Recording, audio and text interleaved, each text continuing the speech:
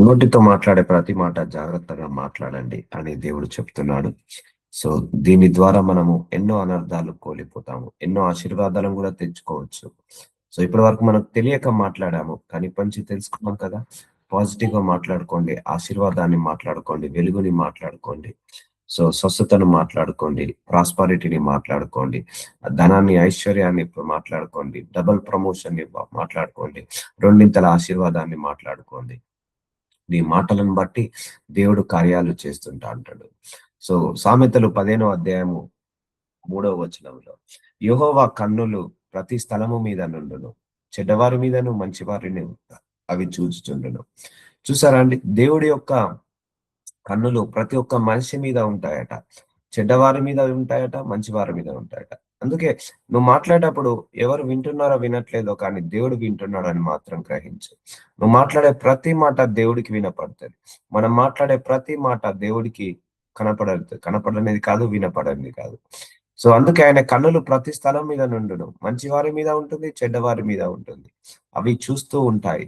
సాత్వికమైన నాలిక జీవవృక్షము. చూసారా? సాత్వికంగా మాట్లాడండి. కోపంతో ఒక మాట మాట్లాడడం కంటే, ప్రేమతో సాత్వికంతో ఒక మాట మాట్లాడడం బెటర్. సాత్వికమైన నాలుక జీవ వృక్షము. దానిలో కుటిలత ఉండిన ఎడల ఆత్మకు భంగము కలుగును. చూసారా అండి? నువ్వు గట్టి గట్టిగా మాట్లాడడం వల్ల, నువ్వు అబద్ధాలు మాట్లాడడం వల్ల, లేకపోతే అరిచి అరిచి మాట్లాడడం వల్ల, గొంతు చించుకొని మాట్లాడడం వల్ల నీ ఆత్మకు భంగము కలుగుతుందట. అందుకే ప్లెజెంట్‌గా మాట్లాడండి. ప్లెజెంట్‌గా మాట్లాడండి. జెంటైల్‌గా మాట్లాడండి. సాత్వికంగా మాట్లాడండి. అంతేగాని ర్యాష్‌గా మాట్లాడకండి ఎవరితోటి కూడా. ఆత్మకు భంగం కలుగుతది. నోటి ఫలము చేత మనుషుడు మేలును అనుభవించును. చూసారా? నోరు మంచిదైతే ఊరు మంచిదంటారు కదా! సామెతలు 13వ అధ్యాయం 2వ వచనంలో.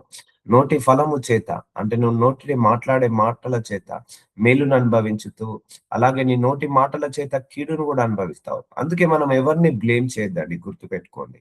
చాలా మందికి మంచి జరిగితే నేను చేశాను, నా వల్ల మంచి జరిగిందంటారు. చెడు జరిగితే పక్కవాడి మీద తోసివేస్తారు. సో, కాబట్టి ఎప్పుడైనా కూడా నువ్వు మేలు పలుకు, నీకు మేలే జరుగుతది. నువ్వు కీడు పలికి నీకు మేలు జరగాలంటే జరగదు. నీకు చెడు పలికి నీకు మంచి జరగాలంటే జరగదు. మంచే పలకండి, మేలే పలకండి, పాజిటివ్ గానే పలకండి. సో, ఎవరి మీద విమర్శలు వేయకండి, ఎవరి మీద నిందలు వేయకండి. నోటి ఫలము చూసారా? ఫలము మనం మాట్లాడే ప్రతి మాట ఒక విత్తనము లాంటిది. దానికి తగిన ఫలాన్ని మనం తింటాము. విశ్వాసఘాతకులు బలాత్కారము చేత నశించుదురు. తన నోరు కాచుకొనువాడు తన్ను కాపాడుకొనును. చూసారా అండి? తన నోరును కాచుకొనువాడు తన్ను కాపాడుకొనును. చాలా మంది మనం చూస్తాము, గయ్యాళి నోరు. వెళ్లి ఎవరితో పడితే వాళ్ళ గొడవలు పెట్టుకుంటారు. కొట్లాటలు పడతారు. విమర్శిస్తారు, దూషిస్తారు, నిందలు వేస్తారు. సో, అలాంటి వాళ్ళు రిస్క్‌లో పడతారు. సో, నోరు కాచుకొనివాడు తన్ను కాపాడుకొనివాడు. తొందరపడి మాట్లాడొద్దు. తొందరపడి మాటలివ్వద్దు. తొందరపడి మనము ఒకరిని మాట అనే ముందు ఒకటికి 10 సార్లు ఆలోచించి మాట అనాలి. ఊరుకొనక మాట్లాడువాడు తనకు నాశనము తెచ్చుకొనును. అంతే కదండీ! నోటి మాటల వల్ల నాశనాన్ని తెచ్చుకోవచ్చు. చాలా మంది గొడవల వల్ల ప్రాణాలు కోల్పోయారు. నోటి మాటల వల్ల మాటకు మాట పెరిగి నరహత్యలు చేసుకున్నారు. మాటకు మాట పెరిగి ఆహ్, ఎలా నాశనం అయిపోయిన వాళ్ళని చూసాం మనందరం కూడా. ఇప్పుడు అన్నదమ్ముల గొడవలు, అక్క చెల్లెళ్ళ గొడవలు, భార్యాభర్తల మధ్య గొడవలు, ఇవన్నీ ఎందుకు? నోటి మాటల వల్లనే ఈ గొడవలు. ఒక 2 నిమిషాలు ఆ కోపాన్ని కంట్రోల్ చేసుకుంటే ఏ గొడవ రాదు. అందుకే మృదువైన మాట ఒక మనిషిని బాగు చేస్తది. కఠినమైన మాట ఒక మనిషిని నాశనాన్ని తీసుకొస్తది. అందుకే మన నోటి మాటల వల్ల గూడా ఎవరు బాధపడకుండా చూడాలి. మన నోటి మాటల వల్ల గూడా ఎవడు ఇంపాక్ట్ కాకుండా చూసుకోవాలి. అండ్ ఇంకొకరి నోటి మాటల వల్ల గూడా మనం హర్ట్ కాకుండా చూసుకోవాలి. బాధపడకుండా చూసుకోవాలి. ఎందుకంటే అమ్మా, మన జీవితం అంతా ఇగో వీటి మీదనే ఫోకస్ చేస్తున్నాము ఎక్కువగా. ఆశీర్వాదం కంటే ఎక్కువగా ఇగో ఇలాంటి తిట్ల మీద. పొద్దున్న లేస్తే ఏదో ఒక గొడవ, భర్తతో గొడవ, భార్యతో గొడవ, ఉద్యోగంలో గొడవ. వీటి మీద ఫోకస్ చేసి మనము అసలు మన యొక్క ఆశీర్వాదం మీద మనం కాన్సంట్రేషన్ చేయట్లేదు. సో, ఆశీర్వాదం మీద కాన్సంట్రేషన్ చేయండి. ప్రాస్పరిటీ మీద కాన్సంట్రేషన్ చేయండి. బ్లెస్సింగ్స్ మీద కాన్సంట్రేషన్ చేయండి. మంచిగా మాట్లాడే మాటల మీద కాన్సంట్రేషన్ చేయండి. మంచిగా పలకండి. అన్నీ స్వస్థత పడతాయి. సో, చెప్పాను కదా! మన నోటి మాటలతోటి స్వస్థత పలకొచ్చు. స్వస్థత వచ్చేస్తది. విడుదల పలకొచ్చు, విడుదల వచ్చేస్తుంది. ఆయువు పలకొచ్చు, ఆయువు వచ్చేస్తుంది. మరణ పడక మీద ఉన్న వాళ్ళని కూడా పైకి లేబట్టచ్చు. యేసు ప్రభు వారు చనిపోయిన లాజరస్ ని ఒక్క మాటతోటి సెలవిస్తే 3 రోజుల తర్వాత తిరిగి లేసొచ్చాడు. యేసు ప్రభువారు నోటి మాటలతోటి అనేక మందిని స్వస్థతపరిచాడు. సో ఆ శక్తి మనకు గూడా ఉంది. దేవుడు ఆదికాండంలో చదవండి. దేవుడు తన రూపమందు, తన యొక్క తన స్వరూపమందు, తన పోలిక చొప్పున మనందరినీ సృష్టించి తన యొక్క పవర్స్ కూడా మనకిచ్చేశాడు. ఇప్పుడు దేవుడు తన నోటి మాటతోటి ఈ లోకాన్ని సృష్టించాడు. నోటి మాటతోటి స్వస్థతలు. ఇప్పుడు మనం కూడా ప్రార్థనలు చేస్తే స్వస్థతలు వస్తున్నాయా లేదా? ప్రార్థన చేస్తే మనందరం ప్రార్థన చేస్తే విడుదల వస్తున్నాయా లేదా? ఆశీర్వాదాలు వస్తున్నాయా లేదా? అర్థమవుతుంది కదా! సో, అందుకే దేవుడికున్న నాలుకలో ఉన్న శక్తి మనకు గూడా ఇచ్చాడు. నువ్వెంత పరిశుద్ధంగా ఉంటే నీ నాలుకకంత పవర్ పెరుగుతది. నువ్వెంత నీతిగా ఉంటే నీ నాలుక ఆహ్, అంత పవర్‌ఫుల్‌గా పనిచేస్తది. ఎందుకంటే నీతిమంతుడి యొక్క ప్రార్థన శక్తివంతంగా పనిచేస్తది. సో, ఊరుకొనక మాట్లాడువాడు తనకు నాశనం తెచ్చుకొనును. సో, నోటి మాటల వల్ల నాశనాన్ని కొని తెచ్చుకోకండి. నోటి మాటల వల్ల నోరు కాచుకొనివాడు తన్ను కాపాడుకొనును. సో, కాపాడుకోండి. మిమ్మల్ని మీరు కాపాడుకోండి. మీ ఆత్మను, మీ ఆత్మీయతను కాపాడుకోవాలంటే మన నోరే. కాబట్టి అవసరానికి మించి మనం మాట్లాడాల్సిన అవసరం లేదు. మాట్లాడే మాటలు మంచిగా మాట్లాడుకోండి. అంతేగాని వాళ్ళ మీద కంప్లెయింట్ చేసినట్టు, వీళ్ళ మీద కంప్లెయింట్ చేసినట్టు అలాంటి మాటలు మాట్లాడుకోవద్దు. సో, కత్తిపోటు వంటి మాటలు పలుకువారు కలరు. ఉంటారండి. మనకు పుండు మీద కారం పోసినట్టు మాట్లాడేవాళ్ళు. ఒక సూదితో గుచ్చినట్టు మాట్లాడేవాళ్ళు. లేకపోతే ఒక రాబందువులలాగా పొడిచి, పొడిచి మాట్లాడే వాళ్ళు ఉంటారు. కత్తిపోటి వంటి మాటలు మాట్లాడువారు పలుకులు. జ్ఞానుల నాలుక ఆరోగ్యదాయకము. ఎప్పుడు కూడా మన మాటలు వల్ల ఒకడు హర్ట్ కాకుండా చూసుకోవాలి. ఎవరు కూడా బాధపడకుండా చూసుకోవాలి. ఒకరు అంటే మరి మనమెట్లా బ్రదర్ అనొచ్చు. ఏం చేద్దాం? మనం ఒకరి నాలుకను మూయలేము గదా! ఎంతమంది నోర్లను మూయగలుగుతాం? మూయలేము. అందుకే ఈ చెవిలో విన్నది ఈ చెవిలో వదిలేసేయండి. ఎవరి మాటలు, విమర్శలు, దూషలు, నిందలు ఎప్పుడు కూడా మనసు మీదకి తీసుకోవద్దు. ఎప్పుడు నువ్వు మనసు మీద తీసుకున్నా అది బాధపడతారు. సో, ఎప్పుడైనా మన జీవితము అవతలి వాళ్ళు అనుకునే దాన్ని బట్టి ఉండదు. అవతల వాళ్ళు మాట్లాడుకునే దాన్ని బట్టి ఉండదు. మనం అంటే ఏంటిదో మన మనస్సుకి, మన మనస్సాక్షికి, మన దేవుడికి తెలిస్తే చాలు. అంతేగాని 10 మంది మాటలను బట్టి మనము ఎప్పుడు గూడా బాధపడొద్దు, కృంగదీయద్దు. ఎందుకంటే ఒక మనిషి మాటలతోటి చంపేయొచ్చండి. నోటి మాటలతోటి మనిషిని చంపేయొచ్చు. అలా ఉంటారు మాటలు. కత్తిపోటి వంటి మాటలు. సో, సూదీసి గుచ్చినట్టు, కత్తి తీసి పొడిచినట్టుగా మాట్లాడుతుంటా అంటారు. అందుకే ఒక మనిషి ఫెయిల్యూర్‌లో ఉన్నప్పుడు వాడి మీద ఎన్ని నిందలేయాలో నిందలేస్తారు. కష్టాల్లో ఉన్నప్పుడు ఎన్ని నిందలేయాలో అన్ని నిందలేస్తుంటా అంటారు. అందుకే నేనంటాను నీ ఫెయిల్యూర్ గాని, నీ కష్టం గాని ఎవరికీ గూడా చెప్పుకోమాకు అంటాను. ఎందుకంటే వాళ్ళెవరు గూడా తీర్చరు. ఎండ్ ఆఫ్ ది డే అనుభవించాల్సింది మనమే. మంచైనా మనమే అనుభవించాలి, చెడైనా మనమే అనుభవించాలి. ఎందుకంటే వాళ్ళకు ఒక ఛాన్స్ ఇస్తున్నాము మాట్లాడడానికి. మనం ఒక ఛాన్స్ ఇస్తున్నాము. వాళ్ళు మన మీద విమర్శలు కురిపించడానికి. అందుకే కత్తిపోటి వంటి మాటలు మనం పలకకూడదు. మనము జ్ఞానముతో మాట్లాడాలి. నాలుక ఆరోగ్యదాయకం. నిజమాడు పెదవులు నిత్యము స్థిరమై ఉండును. అబద్ధమాడు నాలుక క్షణం మాత్రమే ఉండును. అంటే నీ నోటి మాటలలో స్టెబిలిటీ ఉండాలి. కొంతమంది గంటకో మాట మాట్లాడతారు. గంటకో చిత్తం మాట్లాడతారు. ఈరోజు ఒక మాట మాట్లాడతారు. రేపు ఒక మాట్లాడతారు. కొంతమందికి 2 నాలుకలుంటాయి. కొంతమందికి 10 నాలుకలు గూడా ఉంటాయి. అంటే నీ ముందు ఒక మాట, నువ్వు లేనప్పుడు ఒక మాట, నా ముందు ఒక మాట, నేను లేనప్పుడు ఒక మాట. అలాంటి మాటలు మార్చడము అది అబద్ధమాడు నాలిక క్షణం మాత్రమే ఉండును. అదే నిజం మాట్లాడేవాడు ఒకటే మాట్లాడతాడు, ఖచ్చితంగా మాట్లాడతాడు, ఖండితంగా మాట్లాడతాడు. అది స్థిరంగా ఉంటుంది. నిత్యము స్థిరమై ఉండును. కాబట్టి సో, మాటలలో స్టెబిలిటీ ఉండాలి ఎప్పుడైనా కూడా. వస్తా అంటారు రారు, ఇస్తా అంటారు ఇవ్వరు, చూస్తా అంటారు చూడరు, చేస్తా అంటారు చేయరు. అలా కాకుండా నోటి నుంచి వచ్చే మాటను మనము అబద్ధము రాకుండా చూసుకోవాలి. ఇస్తా అంటే ఇచ్చేసేయి. వస్తా అంటే వచ్చేసేయి. చేస్తా అంటే చేసేసేయి. అంతేగాని చేసి వస్తా అని, వస్తా అని, చేస్తా అని ఇలా మాటలు మార్చడం స్థిరమైన మాటలు కావవి. సో, ఇవన్నీ కూడా దేవుడు కౌంట్‌లోకి తీసుకుంటాడండి. అంటే దీనివల్ల మనం నరకానికి పోతామని కాదు. కానీ మన నోటి మాటలు సరిచేసుకొని భూలోకంలో ఆశీర్వదించబడాలా వద్దా? ఇలాగే కష్టాలు పడాలా? ఇలాగే బాధలు పడాలా? బాధలు పడొద్దు. కష్టాలు పడొద్దు. మనం పుట్టిందెందుకు కష్టాలు పడడానికి కాదు. మనం అబ్రహాము ఆశీర్వాదాన్ని అనుభవించడానికి. అందుకే ఈ ఒక్క లోపాన్ని మనం సరి చేసుకున్నామంటే మనందరం కూడా జీవంలోకి వెళ్ళొచ్చు, మనందరం కూడా ఆశీర్వాదంలోకి వెళ్ళొచ్చు. అందుకే పెదవులు నిత్యము స్థిరమై ఉండును, అబద్ధమాడు నాలుక క్షణం మాత్రమే ఉండును.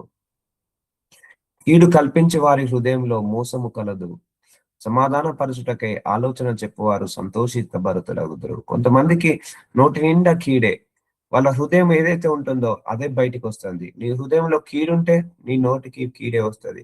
నీ హృదయంలో చెడు ఉంటే నీ నోటితోటి చెడే వస్తుంది. నీ హృదయంలో మంచిగా ఉంటే నీ మాటలు మంచిగా ఉంటాయి. నీ హృదయంలో ప్రేమ ఉంటే ప్రేమగానే మాట్లాడతావు. అందుకే వాళ్ళ నోటి మాటలను బట్టి మనం వాళ్ళ హృదయం ఏంటిదో గ్రహించవచ్చండి. సో కీడు కల్పించు వారి హృదయంలో మోసము కలదు, సమాధాన పరచుటకే ఆలోచన చెప్పువారు సంతోషభరితులగరు. అబద్ధమాడు పెదవులు యెహోవాకు హేయములు, సత్యవర్తనులు ఆయనకిష్టులట. చూసారండి, అబద్ధం మాట్లాడే వాళ్ళంటే దేవుడికి ఇష్టం ఉండదట. ఎప్పుడు సత్యం పలికే వాళ్ళంటేనే దేవుడికి ఇష్టమట. ఆ టైంకి మీకు సమాధానం చెప్పకపోతే వదిలేసేయండి, నేను మళ్ళీ మాట్లాడతాను అని చెప్పేసేయండి. కానీ తొందరపడి మాట జారద్దు, తొందరపడి నోటి మాటను జారద్దు. ఇవన్నీ మనకు తెలియక చేస్తున్నాము, తెలియక చేస్తున్నాం. చిన్న పంచి ఇంత ఇంపాక్ట్ ఉంటుందని తెలియక చేస్తున్నాము. నాకు తెలిసిన ఒక వ్యక్తి ఉన్నాడు. ఆయన ఎప్పుడు కూడా నెగిటివ్ గా మాట్లాడతాడు. ఆయన లైఫ్ కూడా అలాగే ఆయన మాట్లాడుకున్నట్టుగానే నెగిటివ్ గానే అయిపోయింది, నెగిటివ్ గానే అయిపోయింది. కొంతమంది ఉన్నారు పాజిటివ్ గా మాట్లాడే వాళ్ళు, అలాగే వాళ్ళకు పాజిటివ్ గా జరగడం చూశాను నేను. అందుకే అబద్ధమాడు మా పెదవులు యెహోవాకు ఇష్టములు, ఏయములు, సత్యవర్తనులు, ఎల్లప్పుడూ సత్యం మాట్లాడే వాళ్ళు ఆయనకి ఇష్టములు. అందుకే మనం మాట్లాడే మాట ఒక్క మాట అయినా కూడా సత్యం ఉండాలన్న.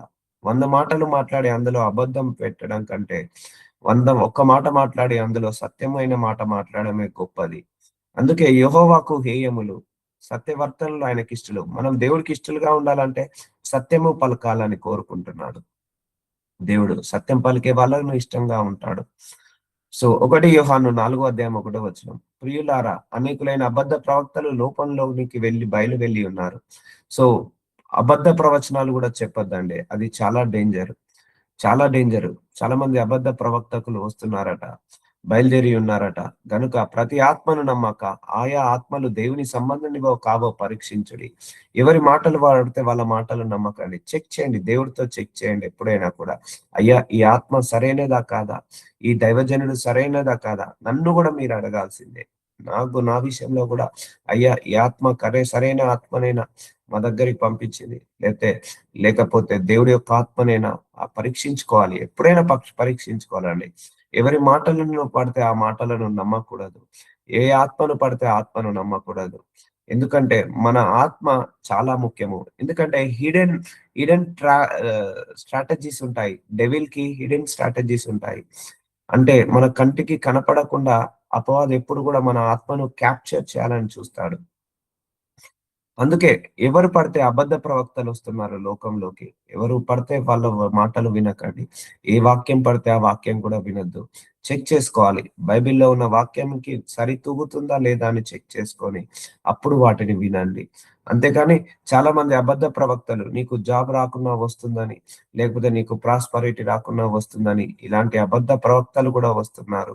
అలాంటి మాటలు మాట్లాడకుండా జాగ్రత్తగా చూసుకోండి. ఎవరి ఆత్మను పడితే ఆ ఆత్మను నమ్మకుండా, ఏది దేవుని ఆత్మనో, ఏది దురాత్మనో పరీక్షించుకోండి అంటున్నాడు. టెస్ట్ చేయండి. అడగాలి దేవుణ్ణి. ఎవరైనా దైవజనుడు పరిచయం చేస్తే ఈ దైవజనుడు సరైన వాడా కాదా అని పరీక్షించుకోవాలి. దేవుణ్ణి మాట్లాడాలి. దేవుణ్ణి అడగాలి. ఆదియందు దేవుడు భూమి ఆకాశములను సృజించెను. ఆదికాండం 1వ అధ్యాయం 1వ వచనం. భూమి నిరాకారముగాను శూన్యముగాను ఉండెను. చీకటి అగాధి జలం మీద కమ్మి ఉండెను. దేవుని ఆత్మ జలముల పైన అల్లాడుచుండెను. దేవుడు వెలుగు కమ్మని పలకగా వెలుగు కలిగెను. చూసారా అండి? యాజ్ పర్ ద బైబిల్ దేవుడు పలికిన మొట్టమొదటి పాట వెలుగు కమ్మని పలకగా వెలుగు వచ్చెను. సో పలికాడు. పలికినప్పుడు వెలుగు వచ్చింది. అందుకే నువ్వు కూడా నీ జీవితంలో, నీ కుటుంబంలో, నీ పిల్లల మీద వెలుగు ప్రవచించు. సో చీకటి అనే మాట తీయకండి. వెలుగే మాట్లాడండి. సో నా ఇంట్లో చీకటి వెళ్ళిపోను కాక అని కాకుండా నా ఇంట్లో వెలుగు వచ్చును కాక అని పలకండి. సో వెలుగు వచ్చును కాక, వెలుగు వచ్చును కాక, నా జీవితంలో వెలుగు వచ్చును కాక. Let there be light in my body, let there be light in my family, let there be light in my childrens, let there be light in my job. ఇలా లైట్ ని ప్రవచించుకోండి. Let there be light in my house అని ప్రవచించుకోండి. So దేవుడు వెలుగు కమ్మని పలకగా వెలుగు కలిగాను. చూసారా, నోటితోటి ఆయన వెలుగుని సృష్టించాడు. అలాంటి నోటికి ఉన్న పవరు మనకు కూడా ఉందండి. ఆ శక్తి దేవుడు మనకు కూడా పెట్టాడు. నువ్వు కూడా వెలుగుని ప్రవచించుకో. వెలుగు మంచిదైనట్టు దేవుడు చూచాను. దేవుడు వెలుగును చీకటిని వేరుపరిచాను. చూసారా, వెలుగు ఎప్పుడైనా మంచిదే. అందుకే నువ్వు మంచిదాన్ని పలుకు. దేవుడు ఏమన్నారు? చీకటి వెళ్ళిపోవును గాక అని పలకలేదు, వెలుగు పలకగా అంటే వెలుగునే పలికాడు. అందుకే నువ్వు ఆశీర్వాదాన్ని పలుకు. నా ఇంట్లో శాపాలు వెళ్ళిపోవును గాక అని కాదు, నా ఇంటికి ఆశీర్వాదం వచ్చును గాక. నా ఇంట్లో చీకటి వెళ్ళిపోవును గాక కాదు, నా ఇంట్లో వెలుగు వచ్చును గాక. సో పాజిటివే పలకండి, పాజిటివే పలకండి. నా అనారోగ్య సమస్యలు వెళ్ళిపోను గాక కాదు, నా శరీరానికి ఆరోగ్యము వచ్చును గాక, నా శరీరానికి స్వస్థత వచ్చును గాక, నా కుటుంబానికి నాకు ధనము ఐశ్వర్యము వచ్చును గాక. ఇలా పాజిటివ్ వర్డ్స్ పలకండి. సో దేవుడు వెలుగు కమ్మని పలికాడు కానీ చీకటి పొమ్మని పలకలేదు. సో సో వెలుగు వచ్చినప్పుడు చీకటి వెళ్ళిపోయింది. సో దేవుడు వెలుగును పగలనియు చీకటిని రాత్రనియు పేరు పెట్టాను. అస్తమయమున ఉదయమును కలగా ఒక దినమాయను. మరియు దేవుడు జలముల మధ్యన ఒక విశాలము కలిగి ఆ జలములను ఈ జలములను వేరుపరచు గాకని పలికాను. చూసారా, జలముల మధ్య ఒక విశాలము కలిగి ఆ జలములు ఈ జలములు వేరుపరచు గాక అని పలికాడు. చూసారా అండి, మన దగ్గర నుంచి ఇవన్నీ కూడా పలికినప్పుడు మన జీవితంలో కూడా నువ్వు చూస్తావండి.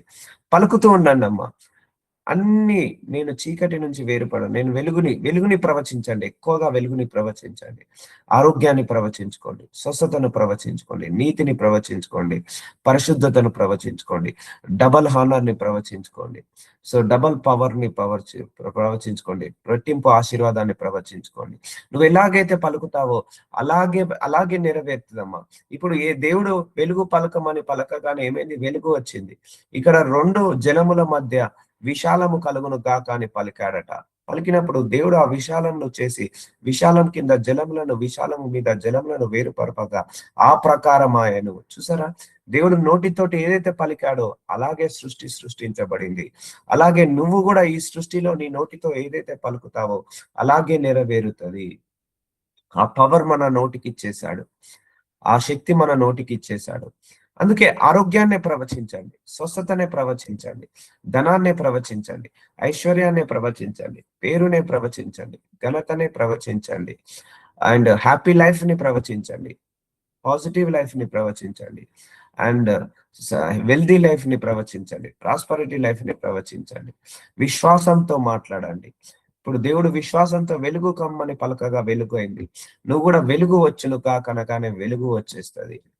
సో అంత పవర్ మన శక్తికి ఉంది, మన నోటికి ఉంది. మనం ప్రార్థిస్తే వర్షాలు ఆగిపోతాయి. మనం ప్రార్థిస్తే ఆగిపోయిన వర్షం మళ్ళీ కురుస్తుంది. మనం ప్రార్థిస్తే తుఫాన్లు ఆగిపోతాయి, మళ్ళీ ప్రార్థిస్తే తుఫాన్లు వస్తాయి. అంత పవర్ మన నోటికి ఉందండి. సో అలాంటి పవర్ఫుల్ మౌత్ ని జాగ్రత్తగా వాడండి, మంచికే వాడండి. ఎందుకంటే నీ ఆశీర్వాదం నీ నోట్లోనే ఉంది. సో దేవుడు ఆ విశాలంలో ఆకాశం అని పేరు పెట్టాను. అస్తమయం ఉదయము కలగగా రెండవ దినమాయను. దేవుడు ఆకాశం కిందనున్న జలములు ఒక చోటనే కూర్చబడి ఆరిన నేల కనబడు గాకని పలకగా. చూసారా, మళ్ళీ ఏం పలికాడట? జలముల మీద ఆరిన నేల కనబడును కాకని పలకగా ఆ ప్రకారమాయను. చూసారా, దేవుడు ఆరిన నేల భూమి అన్నాడు. సో ఆరిన నేల అంటే ఏంటిది? భూమి. కనబడును గాకని పలకగా ఆ ప్రకారమాయను. సో దేవుడు ఏదైతే పలికాడో అదే అయింది. నువ్వు కూడా అలాగే పలుకు. నువ్వు కూడా నీ ఐశ్వర్యాన్ని పలుకు, నీ ధనాన్ని పలుకు, నీ నీతిని పలుకు, నిజాయితీని పలుకు, ప్రాస్పరిటీని పలుకు, సక్సెస్ ని పలుకు, విక్టరీని పలుకు. ఆ ప్రకారమే అవుతుందండి. గుర్తుపెట్టుకోండి. చాలా మంది నీరు గారిపోయినట్టు మాట్లాడతారు. అవిశ్వాసపు మాటలు మాట్లాడొద్దు. నా జీవితం ఇంతే, నా బ్రతుకు ఇంతే, నా జీవితం మారదు, నా బ్రతుకు మారదు అంటే ఆ ప్రకారమే అవుతుంది. నువ్వు ఏదైతే నోటి నుంచి నువ్వు రిలీజ్ చేస్తావో అదే ప్రకారంగా నీ మాటల బట్టే నీకు జీవితం ఉంటది. అందుకే ఆరిన నేల కనబడుగాకని పలకగా ఆ ప్రకారం ఆయను. దేవుడు ఆరిన నేలకు భూమి అని పేరు పెట్టాను. చూసారా, భూమి ఇట్లా ఆరిన నేల అనగానే భూమి వచ్చేసింది. భూమికి ఆ పేరు పెట్టాడు. జలరాశికి ఆయన సముద్రంలోని పేరు పెట్టాను. అది మంచిదని దేవుడు చూచెను. ఇట్లన్నిటిని సృష్టించి అన్నిటికీ పేర్లు పెట్టుకుంటూ వస్తున్నాడు దేవుడు. దేవుడు గడ్డిని విత్తనములు ఇచ్చు చెట్లను భూమి మీద తమ తమ జాతి ప్రకారము తమలో విత్తనములు గల ఫలమిచ్చు ఫలము వృక్షములను భూమిని మొలిపించు కాకని పలకగా ఆ ప్రకారం ఆయను. చూసారా అండి? నోటితోటి ఏం చేశాడు దేవుడు? గడ్డిని మొలిపించాడు, విత్తనాలను మొలిపించాడు, చెట్లను మొలిపించాడు. భూమి మీద తమ తమ జాతి ప్రకారము తమలో విత్తనము గల ఫలమిచ్చు వృక్షములను భూమి మొలిపి కాకని పలకగా ఆ ప్రకారం ఆయన. అంటే నువ్వు చూసే చెట్లు, పుట్టలు, నువ్వు చూసే పండ్లు, ఆహారము, కూరగాయల మొక్కలు, పచ్చటి మొక్కలు అన్ని కూడా దేవుడి దగ్గర నోటి మాట ద్వారా వచ్చినాయి. నోటి ద్వారా వచ్చినాయి. పలకగా ఆ ప్రకారం ఆయను. నువ్వు కూడా పలుకు, ఆ ప్రకారమే అవుతది. నేను అంటాను కదా, మీరు ఒక చెట్టు దగ్గరికి వెళ్ళి ఈ చెట్టు నశించిపో అంటే నశించిపోతుంది, ఈ చెట్టు ఫలించు అంటే ఫలించిపోతుంది. సరే, చెట్ల గురించి మనకెందుకు, ఫలాల గురించి మనకెందుకు? ఇప్పుడు మనం కూడా ఏది పలుకుతే అది వస్తుంది కదా. సో అందుకే నువ్వు కూడా పలికి నువ్వు తీసుకొచ్చుకో, ఆశీర్వాదాన్ని పలికి తీసుకొచ్చుకో. సో నువ్వు కూడా ఒక మంచి తోట పెట్టుకొని ఒక వ్యవసాయం పెట్టుకున్నావు అనుకోండి. ఈ 5 ఎకరాల వ్యవసాయంలో నాకు మంచి ఫలాలు వచ్చును కాక, నాకు మంచి పంటలు వచ్చును కాక అని పలకండి. మీరన్నట్టుగా అవి మంచి ఫలాలు, మంచి పలకలు వస్తాయి, మంచి పంటలు వస్తాయి. సో అర్థమవుతుందా అండి? దేవుడు భూమి ఆరిన నేల భూమి కాగానగానే భూమి వచ్చింది. నువ్వు కూడా పలుకు, నాకు కూడా ఒక 1 ఎకర్ ల్యాండ్ కావాలి, యేసు నామంలో నాకు ఒక ఎకర్ ల్యాండ్ వచ్చును కాక అని పలుకు. నీకు 1 ఎకరం ల్యాండ్ వస్తుంది. అందులో పంటలు కాక అని పలుకు, అందులో పంటలు వస్తాయి. సో వర్షాలు కురువును కాక అని పలుకు. ఆ ప్రకారమైన నువ్వు ఏ విధంగా పలుకుతావో ఆ ప్రకారమే వస్తుందండి. నువ్వు మంచి పలుకుతే మంచి అవుతుంది, చెడు పలుకుతే చెడు అవుతుంది. నువ్వు మంచి పలికి చెడు కావాలంటే కాదు, నువ్వు చెడు పలికి మంచి కావాలంటే కాదు. అర్థమవుతుందా అండి? సో అందుకే తప్పకుండా నేను ఆశీర్వదించబడతాను అని పలుకుతూ ఉండండి. తప్పకుండా డిక్లరేషన్స్ ఇవ్వాలి ఎప్పుడైనా నోటి నుంచి. యెహోవా నా కాపరి, నాకు లేమి కలగదు. యెహోవా నా కాపరి, నాకు లేమి కలగదు. దేవుడు నన్ను తలలాగే ఉంచుతాడు కానీ తోకలాగా ఉంచాడు. I'm the head, not the tail. So నేను ఎప్పుడు అనేక మందికి అప్పు ఇచ్చేవాడిగా ఉంటాను కానీ తీసుకునేవాడిగా ఉంటాను అని ఇలా పలుకుతూ ఉండాలి. నేనెప్పుడు కూడా గొప్పగా జనంగా అంటే క్రీస్తు మహిమ చొప్పున నా ప్రతి అవసరం తీర్చును గాక. సో ఇలా పలుకుతూ ఉండండి, పలుకుతూ ఉండండి, పలుకుతూ ఉండండి. అలాగే నెరవేరుతుంది. నువ్వేది పలుకుతే అదే నెరవేరుతుంది. ఇక్కడ దేవుడు ఏది పలుకుతే అలాగే నెరవేరిందా లేదా?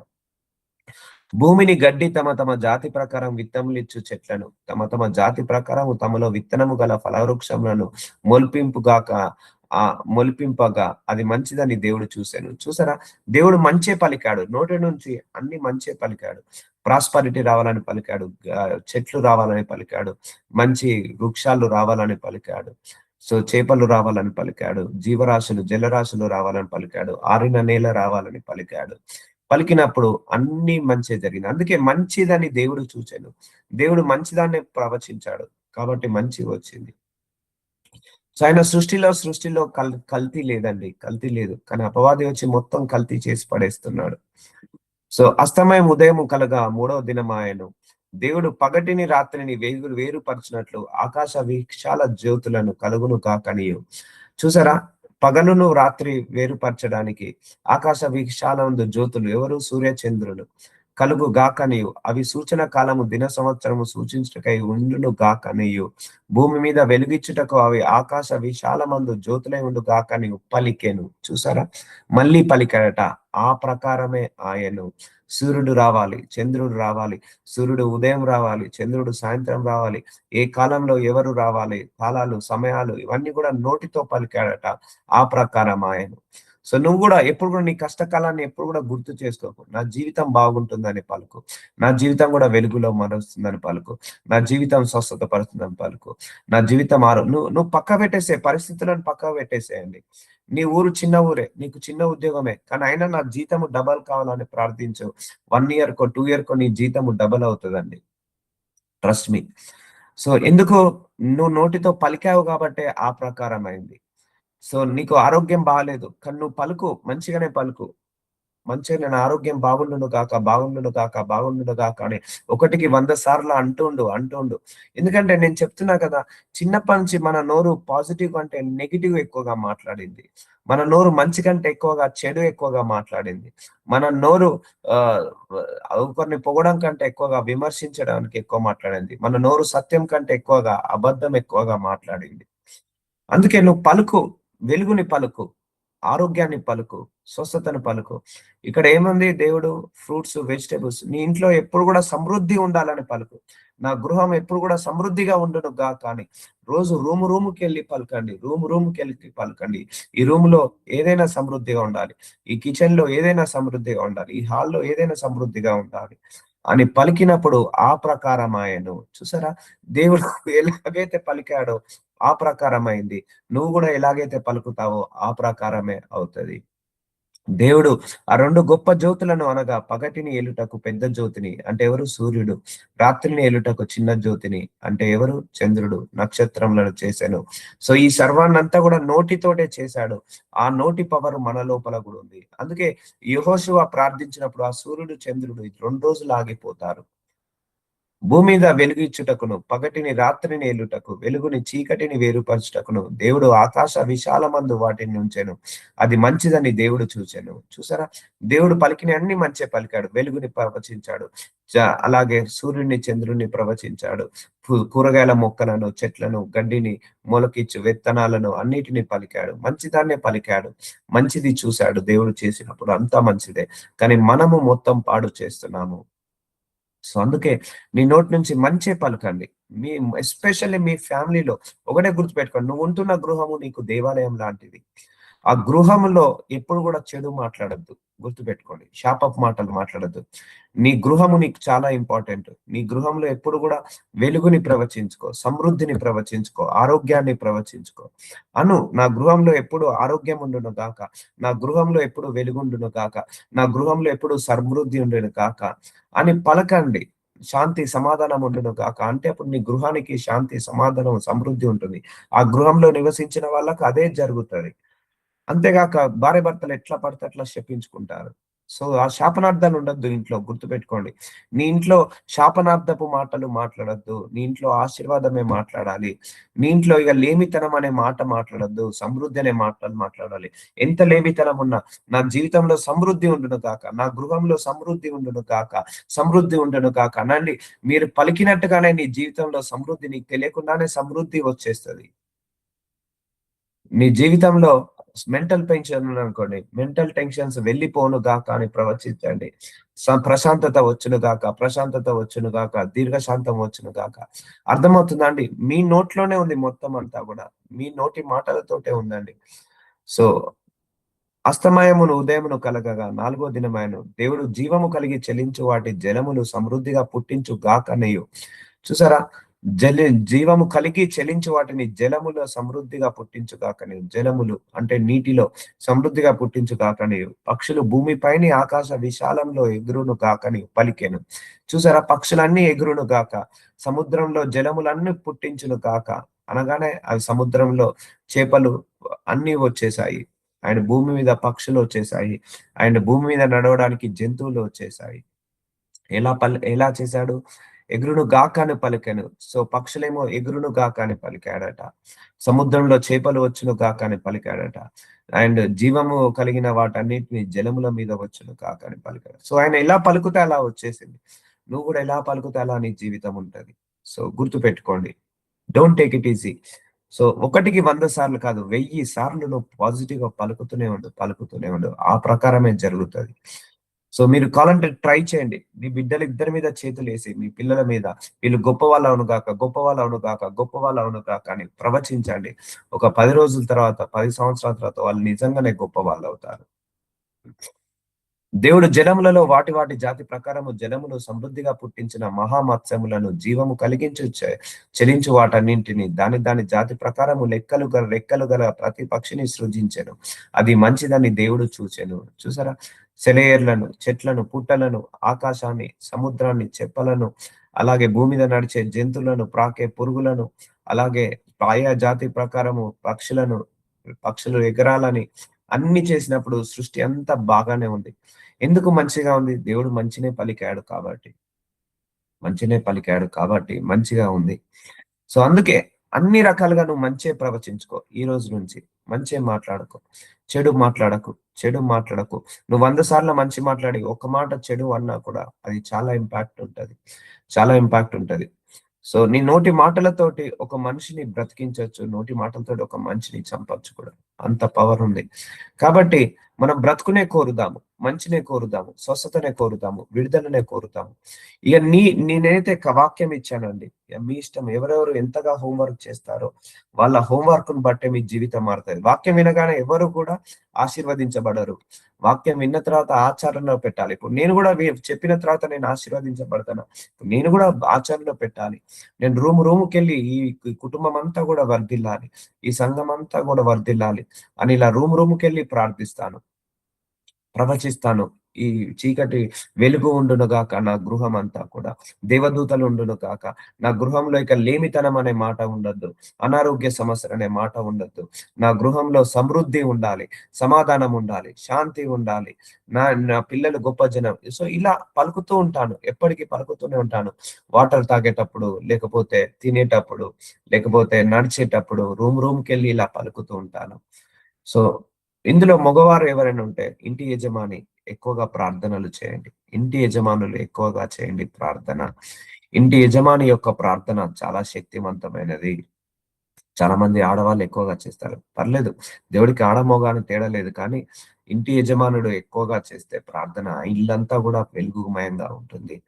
సో అది మంచిదని దేవుడు సూచించాడు. దేవుడు మీరు ఫలించి అభివృద్ధి పొంది సముద్ర జలంలో నిండి ఉండుడని పక్షులు భూమి మీద విస్తరించుగాక అని వాటిని ఆశీర్వదించెను. సో మీరు కూడా ఇలాగా పలకాలి. ఫలించి అభివృద్ధి చెంది నేను కూడా విస్తరించును గాక. ఎందుకంటే దేవుడు మొట్టమొదట పలికిన ఆశీర్వాద వచనం ఇదే బైబిల్‌లో.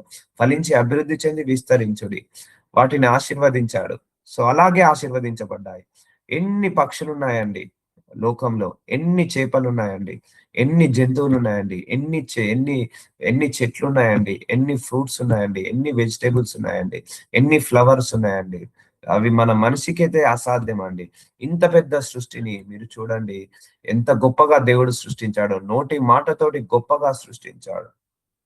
నోటి మాటతో గొప్పగా సృష్టించాడు. అదే పవర్ నీ నోట్లో పెట్టేశాడు.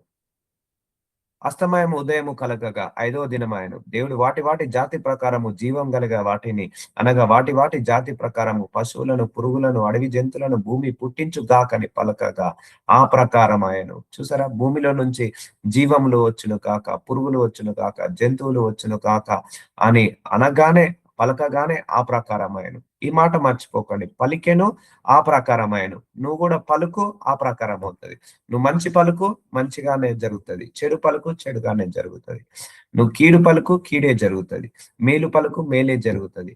నువ్వు ఆశీర్వాదం పలుకు ఆశీర్వాదమే వస్తది. స్వస్థత పలుకు స్వస్థతం వస్తది. నువ్వు ఏది పలుకుతే అదే నువ్వు పొందుకుంటావు. నేను కూడా నా జీవితంలో ఏది పలుకుతున్నానో అదే నేను పొందుకుంటున్నాను. ఏది మాట్లాడుతున్నానో అదే వస్తుంది. నేను ఎలాగైతే ప్రార్థనలు చేస్తున్నానో అదే ప్రకారంగా ప్రార్థనలకు కూడా జవాబు అలాగే వస్తుంది. సో అర్థమవుతుందా అండి? ఇక ఇప్పటి నుంచి మీ నోటి మాటలందరి కూడా సరి కావాల్సిందే. ఈ లోపాన్ని అందరం తీసేసుకోవాల్సిందే. సో అందుకే ఎంత కష్టాలున్నా మంచే పలుక్కో. ఎంత బాధలున్నా ఆనందాన్నే పలుక్కో. సంతోషాన్నే పలుకు. ఒక రోజు కాకపోయినా ఒక రోజు నీ నోటి మాటలు జరుగుతుంటాయి. ఏదైనా కంటిన్యూయస్ గా చేయాలి. ఒకరోజు చేసి మళ్ళా 1 వీక్ తర్వాత గుర్తొచ్చినప్పుడు చేయడం. ఇలాంటివి చేయకూడదు. Every day you should continuously. You should speak continuously. You should speak continuously. దేవుడు ఆయా జాతుల ప్రకారము అడవి జంతువులను, ఆయా జాతుల ప్రకారము పశువులను, ఆయా జాతుల ప్రకారము నేలను ప్రతి పరుగును చేసెను. చూసారా? నోటి మాటతోటి జంతువులు వచ్చేసాయి. ఆయా జాతుల ప్రకారం అడవి జంతువులు వచ్చేసాయి. మృగాలు వచ్చేసాయి. పశువులు వచ్చేసాయి. అలాగే నేలలో పాకు ప్రతి పురుగులు వచ్చేసాయి. అవన్నీ దేవుడు చూసి మంచి చూశాను. సో ఆయన పలుక్కున్నాడు. ఆయన ఎందుకు ఆయన పర్పస్ ఏంటిదో తెలియదు. ఇన్ని అడవులను పుట్టించడానికి, ఇన్ని చెట్లను పుట్టించడానికి, ఇన్ని పక్షులను పుట్టించడానికి ఆయన ఏదో పర్పస్ కోసం ఆయన సృష్టించుకున్నాడు. సో పురుగులను సృష్టించడానికి ఆయన పర్పస్. సో ఏదైతే పలికాడో అలాగే నెరవేరింది. దేవుడు మన స్వరూపమందు మన పోలిక చొప్పున నరులను చేయుదుము. వారు సముద్రపు చేపలను ఆకాశము పక్షులను. చూసారా? దేవుడి యొక్క స్వరూపాన్ని దేవుడి యొక్క రూపాన్ని మనకిచ్చేశాడు. నరులకిచ్చేశాడు. ఏ జంతువుకి ఇయ్యలేదు, ఏ పక్షికి ఇయ్యలేదు, ఆయన రూపాన్ని మనకు మాత్రమే ఇచ్చేశాడు. వారు సముద్రపు చేపలను, ఆకాశ పక్షులను, పశువులను, సమస్త భూమిని, భూమి మీద ప్రాకు ప్రతి జంతువులను ఏలుదురు గాకని పలికాను. చూసారా, మళ్ళీ పలికాడు. నువ్వు తలలాగే ఉంటావు, ఒక నరుడిని సృష్టిస్తాను, ఆ నరుడు వీటన్నిటిని కూడా ఏలుతాడని పలికాడట. అందుకే నువ్వు కూడా నేను తలలాగే ఉంటానని పలుకు, తోకలాగా కాదు. నేను సమృద్ధిలో ఉంటానని పలుకు, నేను ఆశీర్వదించబడతానని పలుకు. సో సముద్రం చేపలను, ఆకాశ పక్షులను అన్నిటిని ఏలుదురుగాకని పలికాను. ఇప్పుడు అంతే కదా, మనం అన్నిటిని ఏలుతున్నామా లేదా? సృష్టిని ఏలుతున్నాము. సో దేవుడి యొక్క స్వరూపాన్ని మనకిచ్చాడు, దేవుడి యొక్క పోలికను మనకిచ్చాడు, అలాగే దేవుడి యొక్క నోటి మాటలో పవర్ ని కూడా మనకిచ్చేశాడు. పవర్ కూడా మనకిచ్చేశాడు. దేవుడు తన స్వరూపమందు నరుని సృజించెను, దేవుని స్వరూపమందు వారిని సృజించెను, స్త్రీని గాని పురుషుని గాని వారిని సృజించెను. సో స్త్రీని పురుషుని ఇద్దరిని దేవుడే సృష్టించాడు. దేవుడి సృష్టిలో ఇద్దరు సమానమే, కానీ మనము లిమిటేషన్ పెట్టుకున్నాం. ఆడవాళ్ళంటే కొంచెం తక్కువ, మగవాళ్ళంటే కొంచెం ఎక్కువ అని. ఆడ మగ ఇద్దరు దేవుడి దృష్టికి సమానమే, ఇద్దరు శక్తిమంతులే, ఇద్దరు శక్తిమంతులే. సో చూసారా, ఇంత సృష్టిని సృష్టించిన దేవుడు ఒక మనిషిని మాత్రం చేతితో తయారు చేసుకున్నాడు. అన్నిటిని నోటితో తయారు చేస్తే మనిషిని మాత్రం చేతితో స్టార్ట్ చేశాడు. సో స్వరూపమందు నరుని సృజించెను, దేవుడు వారిని ఆశీర్వదించను. ఎట్లనగా మీరు ఫలించి అభివృద్ధి చెంది విస్తరించి. చూసారా, ఇది నువ్వు నోట్ల నుంచి నువ్వు పలకాల్సింది. దేవుడు మొట్టమొదట మనిషిని ఆశీర్వదించిన ఆశీర్వాద వచనం ఫలించి అభివృద్ధి చెంది విస్తరించి. సో నీ శాలరీ చిన్నదే కావచ్చు, నీకు అప్పులు ఉండొచ్చు, అయినా నువ్వు ప్రవచించు, నేను ఫలించి అభివృద్ధి చెంది విస్తరించును కాక, నేను యేసు నామంలో ఫలించి అభివృద్ధి చెంది విస్తరించును కాక అని పలుకుతుండు. నేను నా కుటుంబం ఫలించడం అంటే అన్ని విషయాలలో వర్తిల్లాలి, అభివృద్ధి చెందడం అంటే అన్ని విషయాలలో మనము అభివృద్ధి చెందాలి, విస్తరించడం అంటే ఇక మనం ఎక్స్పాండ్ కావాలి అని ఇలా నువ్వు పలుకు. ఈ వర్డ్ని తీసుకొని, బైబిలికల్ గా వర్డ్ని తీసుకొని పలకాలి. ఎప్పుడైనా చాలా ఇంపాక్ట్ ఉంటది. మీరు ఫలించి అభివృద్ధి పొంది విస్తరించి భూమిని నిండించి దానిని లోపరుచుకొనుడి. సముద్రపు చేపలు, ఆకాశ పక్షులు, భూమి మీద ప్రాకు ప్రతి జీవుని ఏళ్ళు అని వారితో చెప్పాను, నోటితో చెప్పేశాడు.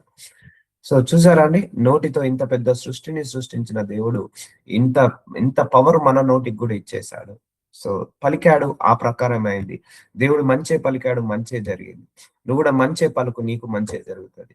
నువ్వు మంచే చెప్పు, మంచే జరుగుతుంది.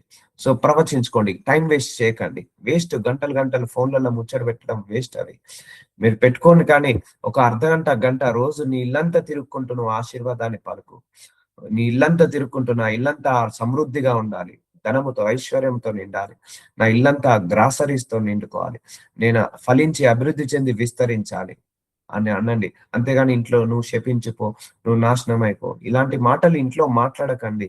నువ్వు నాశనం అయిపో, నువ్వు శపించుగా, నువ్వు సర్వనాశనంగా, ఇలాంటి మాటలు మాట్లాడొద్దు ఇంట్లో. ఇవన్నీ మంచి మాట్లాడినప్పుడు నీకు మంచి జరుగుతుంది. అందుకే మళ్ళా తర్వాత దేవుని నిందిస్తాం, ఏం దేవుడో ఏమో, ఏం చేస్తున్నాడో ఏమో, నమ్ముకున్న మంచి కష్టాలే గాని సుఖాలు లేవు. నువ్వు కష్టాలే పలుకుతున్నావు, సుఖాలు పలకట్లేదు కదా. నువ్వు ఏదైతే పలుకుతావో ఆ ప్రకారమే అవుతుంది. దేవుడు ఇదిగో భూమి మీద విత్తనములు ఇచ్చు ప్రతి చెట్టును, విత్తనములు ఇచ్చు వృక్షములు ప్రతి వృక్షంలో మీకు ఇచ్చి ఉన్నానని, అవి మీకు ఆహారం అగును. చూసారా, దేవుడు ఏదైతే చెప్పాడో, ఇప్పుడు మనం ఫ్రూట్స్, వెజిటేబుల్స్ తినేసే కదా మనం బ్రతుకుతున్నాము. అవన్నీ మనకు ఆహారం అయినాయా కాలేదా?